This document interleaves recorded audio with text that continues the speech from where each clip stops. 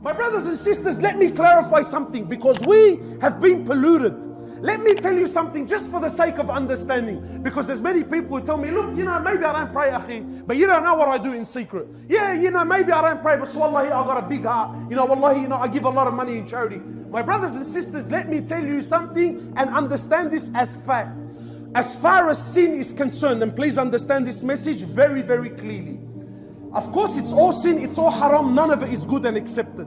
But for the sake of understanding, because many of us, we see a brother that's selling drugs, we see a brother that maybe murdered another brother, and we say, look at these people, look how rubbish they are.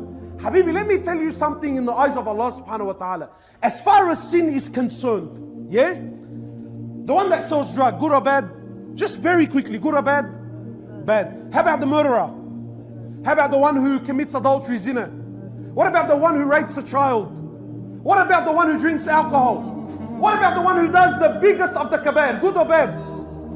This person, one person that commits all of these sins, he commits all of these sins on a daily basis, but he prays, is better in the eyes of Allah than the one that doesn't commit any of these sins but doesn't pray. So you and your brother, yeah, I'm a good guy. Habibi, God, pack that up, because it's not going to work on the day of judgment. Any person that misses one salah, one, not two, one salah, you miss one salah for no reason, you're worse than a murderer, you're worse than a rapist, you're worse than a terrorist, you're worse than a pedophile in the eyes of Allah. Which side are you on, my brothers? Prophets will be scared on that day. Prophets, Anbiya, they're going to be scared and petrified. And you and I, it's alright, akhi, relax, man. What's wrong with this guy, brother? Why is he losing his mind for? My brothers, who are we kidding? What side of the fence are you on? Fact, that day the sun will be a mile above your head. 1 mile above your head. 1 mile.